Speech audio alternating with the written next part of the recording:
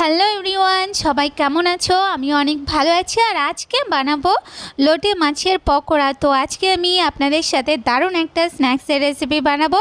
তো আশা করছি আপনাদের এই লোটে মাছের পকোড়ার রেসিপিটা খুব ভালো লাগবে। তো চলুন দেখে নিই এই কুরকুরে লোটে মাছের পকোড়া বানানোর জন্য কি লাগছে। তো প্রথমে আমি এখানে নিয়ে নিয়েছি লোটে মাছ, আর মাছগুলোকে আমি আগে থেকে কেটে ধুয়ে রেখেছি। এরপর আমি মাছগুলোকে ছোট ছোট পিস করে নেব। তো আপনারা এরকম বড় বড় পিসও রাখতে পারেন।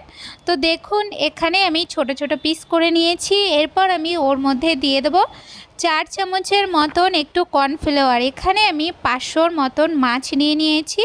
এরপর আমি ওর মধ্যে দিয়ে দিচ্ছি 2 চামচের মতন একটু ময়দাটা দিয়ে এরপর আমি ওর মধ্যে দিয়ে দেবো, এখানে আমি পরিমাণ মতন একটু লবণ দিয়ে দিয়েছি।